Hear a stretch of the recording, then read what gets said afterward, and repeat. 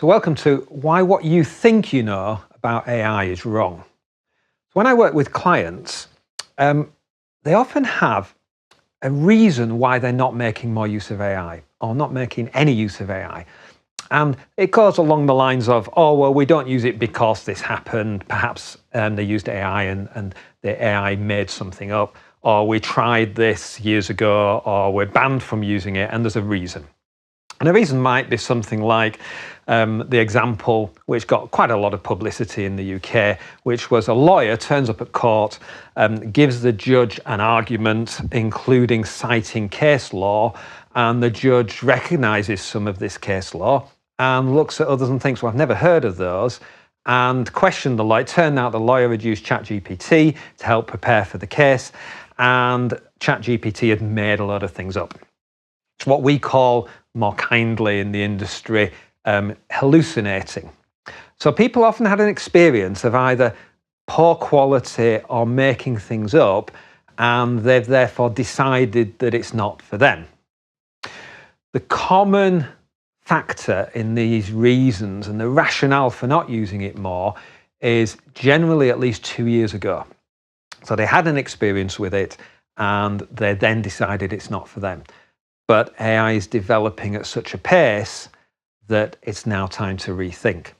They also typically involved using the free version of ChatGPT with a simple one-line prompt, which is not a good way of getting a good result. Think of it like this. 2 years ago, you used ChatGPT. It was the equivalent of you had employed a 12-year-old, a very keen and bright 12-year-old, who's very keen to impress, but with no knowledge of your business or any business, and you just gave them a one-sentence instruction and then judge them on the result that they came up with. And they're so keen to impress that they'll also make things up to try and please you. That's what you were getting, and a lot of people have based their view of AI on that sort of experience. But where are we now? Well, as of summer 2025, it's now like using a really bright graduate who's able to learn and can use a variety of online resources and tools. But you need to give them better instructions, and you need to learn a little bit about new technologies that are coming through. So I'm Ian Mann.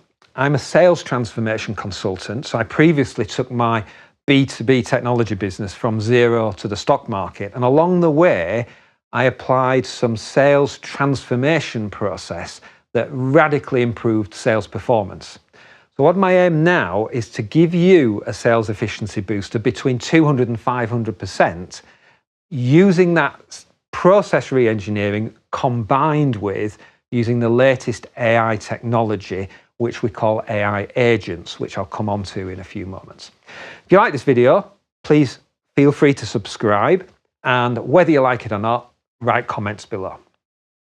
So let's look at level one, using simple ChatGPT prompts, which is what you were doing a couple of years ago, and your view of AI could well be based on that. So an example is write me a marketing plan.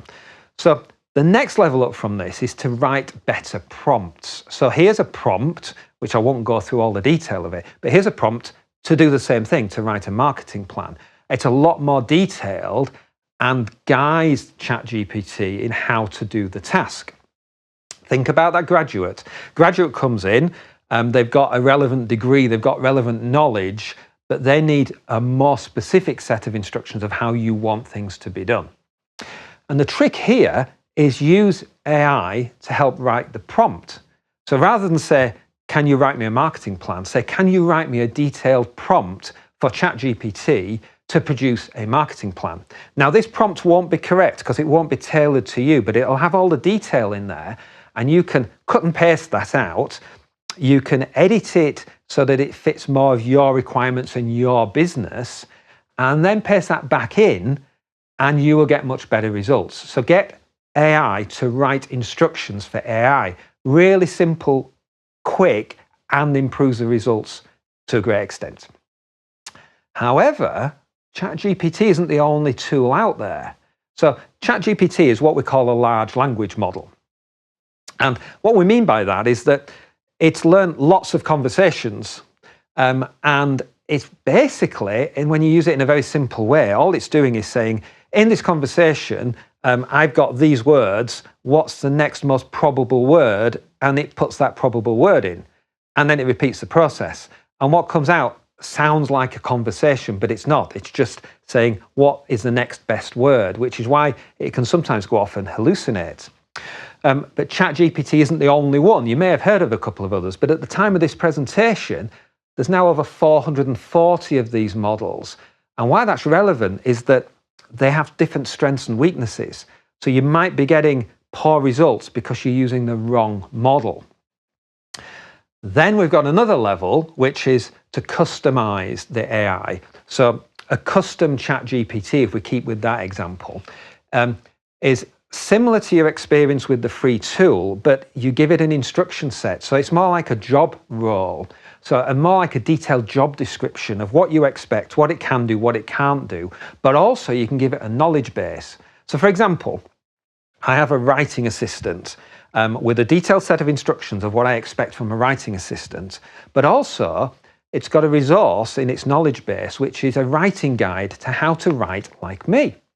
And that was created using AI to analyze a PDF of a book that I wrote many years ago, say, this is Ian's writing style.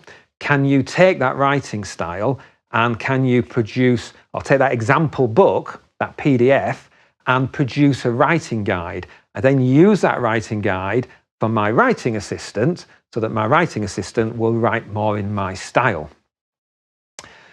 Now the future. Future is what you'll start to hear about, if you haven't heard about it already. It's called AI agents.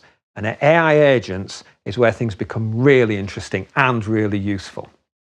So let's have a look at a simple example, because AI agents can be very complicated, although you'll get better results if you keep an AI agent as simple as possible and use multiple AI agents. So it's a little bit like in your business, you'll have specialists in different functions. You wouldn't employ one person and expect them to do all these diverse specialist tasks. It's a little bit like that with AI agents. The more specialized they are, the better they are at their job. So an AI agent has a brain. Remember that large language model? A brain is part of the makeup of an AI agent, but it's also got a prompt. It's got that set of instructions, sometimes called a system message, but it's got a set of instructions. This is what your role is and how to conduct yourself, how to do your job. It's got a brain, and then it's also got memory. You may not have realized that something like ChatGPT has a very short-term memory. It doesn't really learn from its experience with you. It just remembers at the current state of technology, it remembers for a few days, but after that it's forgotten. So if you tell it you want something done in a certain way, it will then forget. But an AI agent, you can give it memory so that it will learn more over time. But where things get really interesting is that you can give it access to tools. And by a tool, we mean something that it can then utilize. So a simple one might be using the World Wide Web. But you can also give it access to something like Google Docs. So you can say, here are our company documents. I have an AI agent that is currently writing LinkedIn posts for a client, and it contains a knowledge base of documents based on their website. So their website has 493 different pages.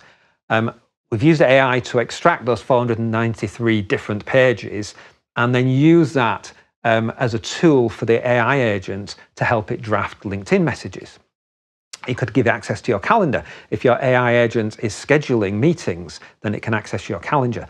But things get really interesting when you get one AI agent using other AI agents. Remember I said you tend to get better results if you specialize the AI agent's roles. So one AI agent can talk to another. And this is a simple example. More complicated AI agents can actually analyze a task and decide what tools to use and how to complete that task and which other AI agents to use. So they're now capable of doing much more than just completing a conversation. So the question you should be asking is, are my current AI assumptions based on knowledge or experience more than 6 months ago, because things are moving at such a pace? and then think, what tasks could I give a bright, keen graduate that's eager to learn, can use a wide range of online tools, works 24/7, never complains, and always has 100% satisfaction in their current role.